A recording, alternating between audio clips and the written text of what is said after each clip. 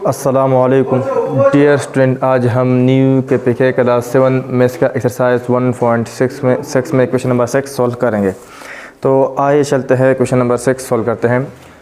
Question number 6 में क्या है, arrange the following rational numbers and ascending and descending order. इससे पहले हमने असेंडिंग नंबर के बारे में भी पढ़ा है और डिसेंडिंग ऑर्डर के बारे में भी पढ़ा है।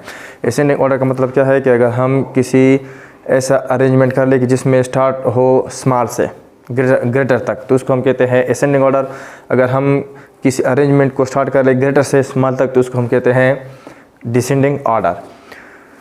अब क्या है, इस क्वेश्चन को पढ़ने से पहले रेशनल नंबर हमें पता होना चाहिए कि रेशनल नंबर क्या है। तो रेशनल नंबर के बारे में हमने पढ़ा था, अगर किसी भी नंबर को हम फी बाई क्यू फॉर्म में लिख लें, वेयर फी क्यों बिलोंग टू इंटीजर। अगर फी क्यों क्या हो, बिलोंग करते हो, ताल्लुक़ रखते हो इंटीजर से, एंड शर्त एक है क्यों नॉट इक्वल टू ज़ीरो, क्यों ज़ीरो के बराबर ना हो, तो ऐसे नंबर को हम क्या कहेंगे, रेशनल नंबर कहेंगे।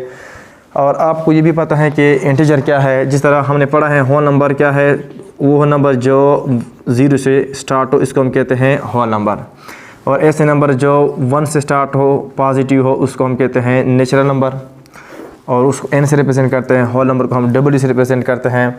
अगर हम होल नंबर को के साथ ज़ीरो के अलावा बाकी के साथ हम प्लस माइनस साइन लगाए, तो इसको हम क्या कहते हैं, इंटीजर कहते हैं। इसको हम z से भी रिप्रेजेंट कर सकते हैं और i से भी रिप्रेजेंट कर सकते हैं।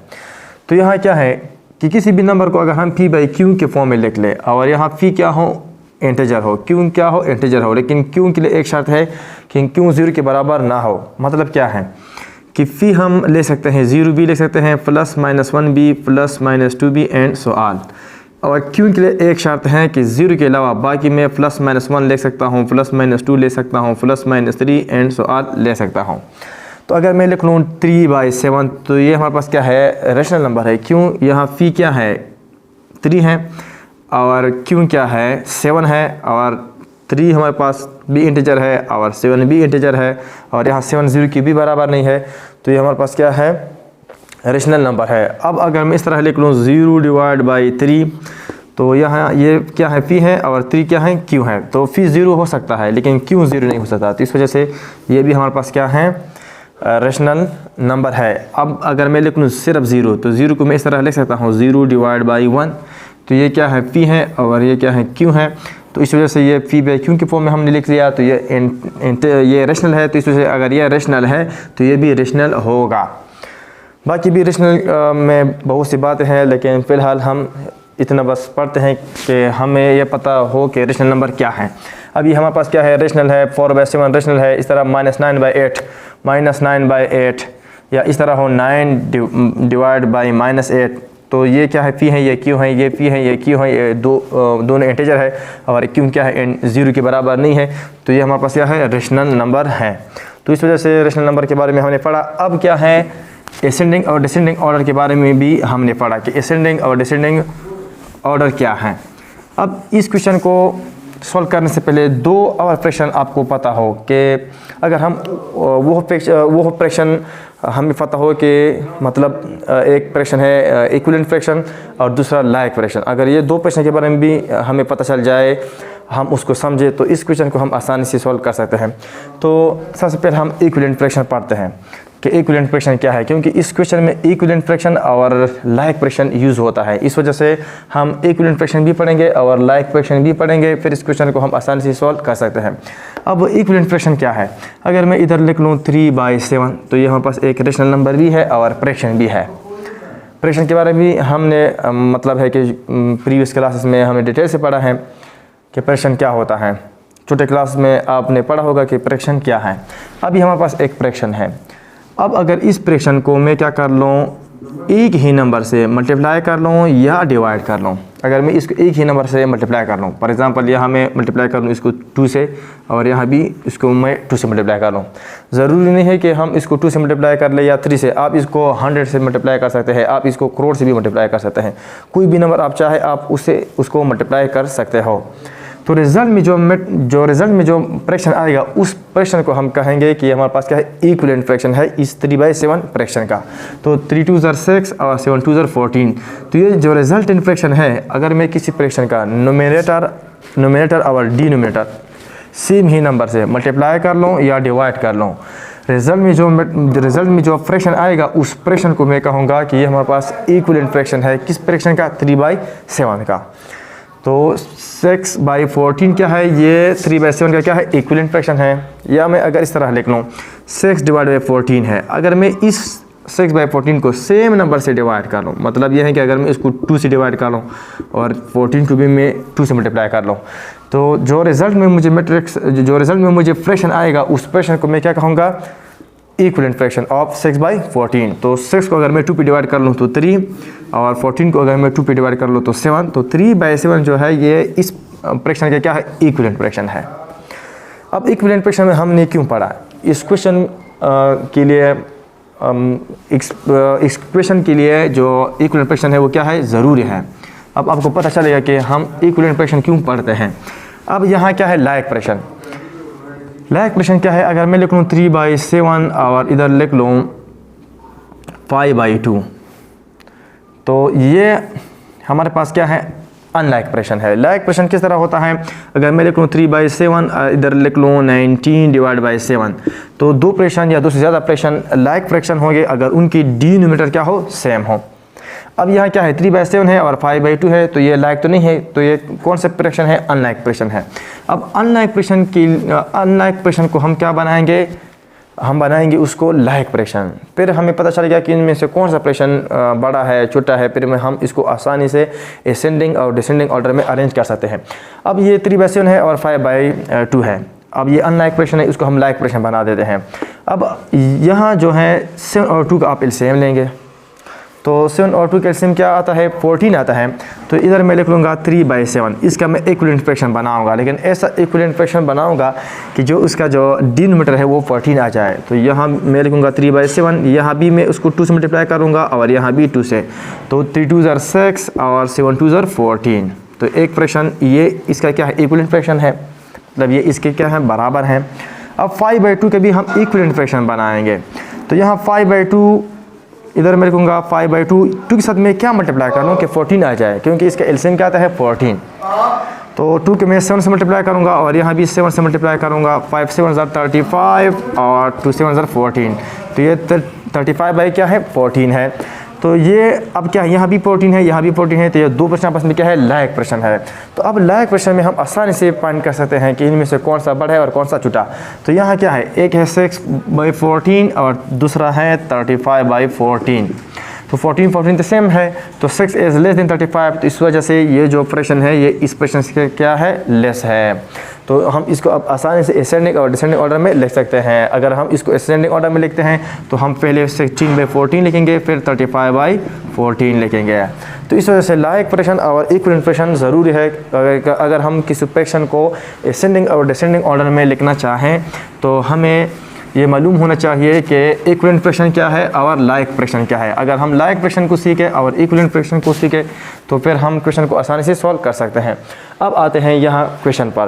क्वेश्चन में क्या है, पार्ट ए में 4/7 है, 3/8 है, 9/11 है। ये एक फ्रैक्शन है, हमें 3 फ्रैक्शन दी गई है, इसको अरेंज करना है असेंडिंग और डिसेंडिंग ऑर्डर में, और ये तीनों आपस में क्या है, अनलाइक फ्रैक्शन है। तो सबसे पहले हम क्या करेंगे, इसको लाइक फ्रैक्शन बनाएंगे, और लाइक फ्रैक्शन बनाने के लिए हमें क्या करेंगे, इसके इक्विवेलेंट फ्रैक्शन बनाएंगे। लेकिन इक्विवेलेंट फ्रैक्शन बनाने के लिए हम क्या करेंगे, इसका एलसीएम लेंगे। तो इसका एलसीएम क्या आता है, फिर हम इसका एलसीएम फाइंड करते हैं। ये हमारे पास क्या है, ये प्राइम नंबर है और ये भी प्राइम नंबर है, और ये हमारे पास क्या है, कंपोजिट नंबर है। अगर 2 प्राइम नंबर हो और एक कंपोजिट नंबर हो तो बस इसका एलसीएम जस्ट ये आता है कि 11 7 को मल्टीप्लाई करो और साथ में इस 8 को मल्टीप्लाई करो। मतलब इन तीनों को जब हम मल्टीप्लाई करेंगे तो ये इससे क्या होगा, एलसीएम होगा। तो सिंपल है। अब क्या है, 11 मल्टीप्लाई बाई 8 88 मल्टीप्लाई बाई 7, इसको मल्टीप्लाई कर लो। 7 8 ज़र 56, 7 8 ज़र 56 के साथ आप ऐड कर लो, 56 के साथ आप ऐड कर लो 5, तो 61। तो इसका आंसर क्या आता है, 660। तो 61 आता है। अब ये इसका एलसीएम आता है, मतलब अगर हम इसका एलसीएम क्या आता है 616, तो अब इसको हम क्या करते हैं, इसको हम लाइक क्वेश्चन बना देते हैं। तो यहाँ मैं लिखूँगा 4/7।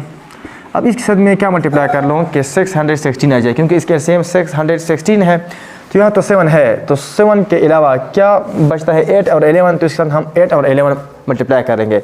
और 8 11 को अगर हम मल्टीप्लाई कर ले तो 8 11 से 88 आता है। तो यहाँ भी मैं 88 मल्टीप्लाई करूँगा और यहाँ भी मैं 88 मल्टीप्लाई करूँगा। इस तरह 3/8 है, 3/8। यहाँ तो 8 है, तो 8 के अलावा क्या बचता है 7 और 11। 7 11 को मल्टीप्लाई करो 77, तो यहाँ भी मैं 77 मल्टीप्लाई करूँगा और यहाँ भी 77। तो इनसे जो फ्रैक्शन आएगा वो इक्विवेलेंट फ्रैक्शन होगा, ये भी इक्विवेलेंट फ्रैक्शन होगा। और इस इक्विवेलेंट फ्रैक्शन की मदद से हमने इन दोनों फ्रैक्शन का लाइक फ्रैक्शन भी बनाया। इस तरह क्या है 9/11 है, तो 9/11 के साथ मैं क्या मल्टीप्लाई कर लूँ कि 616 आ जाए। तो 11 तो ये है, बाकी क्या है 7 8 है, तो 7 8 = 56। तो यहाँ भी मैं इस साथ 56 मल्टीप्लाई करूँगा और यहाँ भी 56। अब इसको हम मज़ीद सिंप्लीफाई करते हैं, तो मज़ीद इसको हम क्या करेंगे, सिंप्लीफाई करेंगे। तो यहाँ क्या है 4 × 8, 4 8 = 32, तो 2 हम लिखेंगे और 3 इधर होगा। 4 8 = 32, 4 8 = 32, 32 + 3 35, डिवाइड बाय, अगर मैं 7 और 88 को मल्टीप्लाई करूँगा तो मुझे क्या मिलेगा 616। तो यहाँ जो भी डिनोमिनेटर में हमेशा क्या आएगा 616। अब क्या है इसको मल्टीप्लाई कर लो, 3 7 = 21, 2 3 7 = 21, 21 + 2 23, डिवाइड बाय, अगर मैं 8 को 77 से मल्टीप्लाई कर लूँ तो 616 आएगा। इस तरह 9 × 6 54, 9 6 = 54 और 9 5 = 45, 45 + 5 50, डिवाइड बाय, अगर मैं 11 को 56 से मल्टीप्लाई कर लूँ तो 616 आएगा। अब क्या है ये लाइक फ्रैक्शन है। तो लाइक फ्रैक्शन में अगर हमारे पास 2 या 2 से ज़्यादा लाइक फ्रैक्शन हो तो उनमें सबसे छोटा फ्रैक्शन वो फ्रैक्शन होगा जिसका नोमिनेटर क्या हो स्मॉल हो। तो इनमें सबसे छोटा फ्रैक्शन क्या है ये है, क्योंकि ये भी 616 है, ये भी 616 है, ये भी 616 है और यहाँ इसका नोमिनेटर क्या है 231 है और यहाँ 504 है और यहाँ 352 है। तो ये सबसे क्या है स्मॉल है। अब हमने लाइक फ्रैक्शन बनाए, अब हम इसका आसानी से असेंडिंग और डिसेंडिंग ऑर्डर में लिख सकते हैं। तो असेंडिंग ऑर्डर में हम किस तरह लिखेंगे, असेंडिंग ऑर्डर में हम इस तरह लिखेंगे कि इनमें सबसे छोटा क्या है, असेंडिंग ऑर्डर का मतलब है जो स्टार्ट फ्रॉम स्मॉल नंबर। तो ये सबसे स्मॉल फ्रैक्शन है और इसका इक्विवेलेंट फ्रैक्शन क्या है, इसका इक्विवेलेंट फ्रैक्शन है 3/8। तो सबसे पहले हम लिखेंगे 3/8। अब इस यहाँ हमें पता नहीं चलता कि इनमें कौन सा बड़ा फ्रैक्शन है और कौन सा छोटा, लेकिन जब हमने इसका इक्विवेलेंट फ्रैक्शन और लाइक फ्रैक्शन बना दिया अब हमें पता चलता है। अब ये इसके क्या है इक्विवेलेंट है, तो इसका मतलब यह है कि ये इसकी क्या है बराबर है, तो इस वजह से हमने 3/8 लिख लिया। अब फिर क्या लिखते हैं, फिर 504 है और 352 है, तो ये क्या है इससे छोटा है, तो फिर हम ये लिखेंगे। तो 352 डिवाइड बाई 616 का इक्विवेलेंट फ्रैक्शन क्या है 4/7 है, तो इधर हम लिखेंगे 4/7। और फिर क्या आता है लास्ट में 504 डिवाइड बाई 616, इसका जो इक्विवेलेंट फ्रैक्शन है वो क्या है 9/11 है, तो इधर मैं लिखूँगा 9/11। अब एक बार हमने इसका असेंडिंग ऑर्डर या डिसेंडिंग ऑर्डर लिख लिया तो डिसेंडिंग ऑर्डर लिखना या फिर असेंडिंग ऑर्डर लिखना आसान है। अब ये तो असेंडिंग ऑर्डर है तो डिसेंडिंग ऑर्डर सिंपल है, आप सिर्फ लिख लो डी, और डी का मतलब है डिसेंडिंग और ए का मतलब क्या है, और का मतलब क्या है ऑर्डर। तो डिसेंडिंग ऑर्डर क्या कर लो, सबसे जो लास्ट वन है उसको पहले में लिख लो, 9/11 पहले लिख लो, फिर क्या लिख लो 4/7, फिर क्या है 3/8। तो ये क्या है डिसेंडिंग ऑर्डर है। तो ये था क्वेश्चन नंबर 6 में पार्ट ए। अब आते हैं पार्ट बी पर।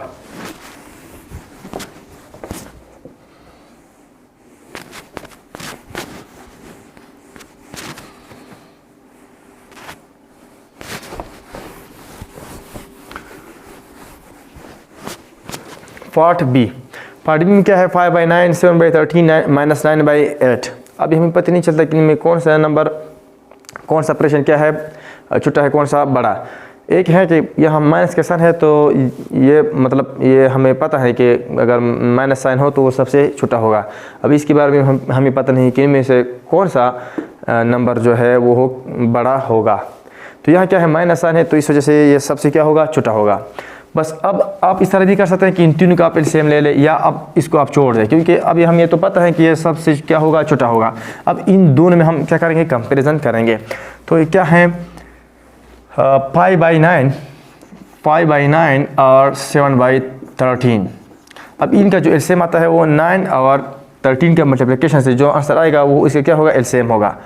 तो अगर मैं इसका जो एलसीएम आता है इसका मल्टीप्लिकेशन आता है तो 9 × 3 27 और 9 1 9 और 2 ऐड कर लो 11, तो 117 इसका क्या आता है, एलसीएम आता है। तो यहाँ 5 है और यहाँ 9, इसके साथ में क्या मल्टीप्लाई कर लो कि 117 आ जाए तो 13। यहाँ भी मैं 13 को मल्टीप्लाई करूँगा और यहाँ 7/13 है तो 13 के साथ में क्या मल्टीप्लाई कर लो कि 117 आ जाए तो 9। तो यहाँ भी 9 मल्टीप्लाई करूँगा और ये भी 9। तो इनसे जो फ्रैक्शन आएगा वो इस फ्रैक्शन का इक्वलेंट फ्रैक्शन भी होगा और ये आपस में क्या होंगे, लाइक फ्रैक्शन भी हो जाएंगे। तो 5 × 13 65 और 9 × 13 117 और 7/9 63, 13 × 9 117। तो इनमें से कौन सा फ्रैक्शन मतलब ये लायक हैं, तो 117 इक्वल है। तो ये क्या है, 65 इज़ ग्रेटर देन 63। तो इसका मतलब ये है कि 65 divide by 117 is greater than 63 divide by 117। अगर ये इससे बड़ा है तो इसका मतलब यह है कि 5/9 इज़ ग्रेटर देन 7/13। तो अब इसको अगर हम असेंडिंग ऑर्डर में लिख लें तो सबसे पहला तो मैं नेगेटिव वाला फ्रैक्शन लूँगा, क्योंकि नेगेटिव वाला फ्रैक्शन हमेशा स्मॉल होता है। फिर इन दोनों में से कौन सा मैं लूँगा, 5/9 और फिर 7/13। ये असेंडिंग ऑर्डर है और डिसेंडिंग ऑर्डर लिखना इसका आसान है, बस सिंपल लिख लो। सबसे पहले ये लिख लो 7/13 और फिर क्या लिख लो, या फिर हम क्या लिखेंगे, असेंडिंग ऑर्डर हम क्या करेंगे, सबसे पहले स्मॉल, फिर इसके बाद कौन सा स्मॉल है, ये है और इसका इक्वलेंट फ्रैक्शन 7/13 है, 7/13 और फिर 5/9 लिखेंगे। तो ये असेंडिंग ऑर्डर है। अब डिसेंडिंग ऑर्डर को हम इस तरह लिखेंगे, सबसे पहले हम ग्रेटर लेंगे और ग्रेटर क्या है, 5/9 फिर 7/13 और फिर लास्ट में -9/8। तो ये था डिसेंडिंग ऑर्डर।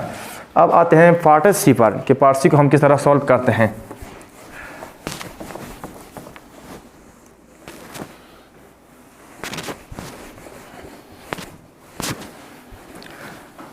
पार्ट सी में क्या है, 20 डिवाइड बाई 21, 23 डिवाइड बाई 42 और -25 डिवाइड बाई 7। अब ये तीनों फ्रैक्शन क्या है, अनलाइक फ्रैक्शन है। अब हम इसको लाइक फ्रैक्शन बनाएंगे, लेकिन किसकी मदद से, इक्विवेलेंट फ्रैक्शन की मदद से। अब अगर आप देखिए 21 और 42 और 7 का जो एलसीएम आता है वो क्या आता है, 42 आता है। क्या आता है, 42।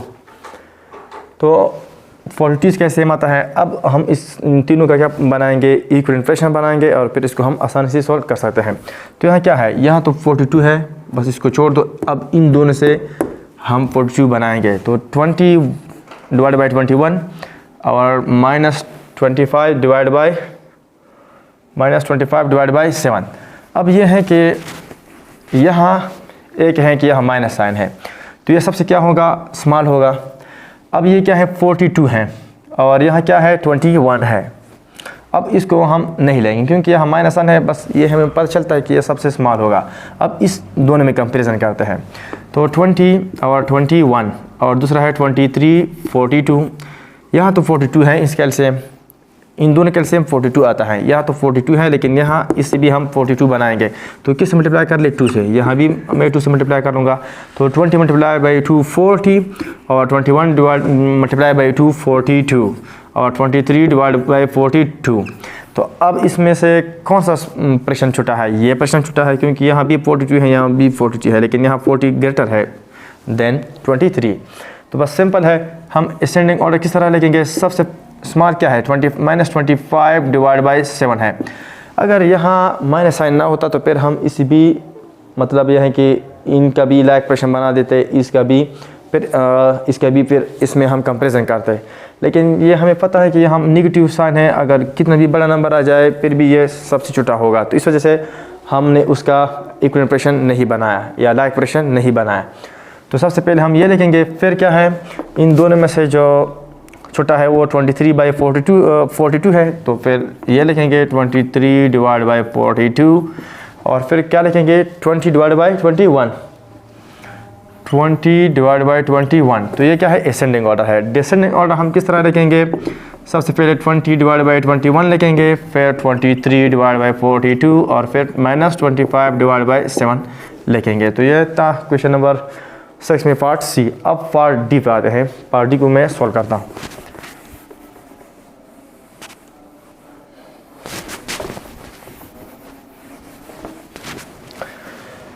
पार्ट डी में है 6/14 -7/3 और -4/12। एक तो यह है कि इनमें सबसे जो ग्रेटर होगा वो हमेशा क्या होगा, 6/14 होगा, क्योंकि ये पॉजिटिव है।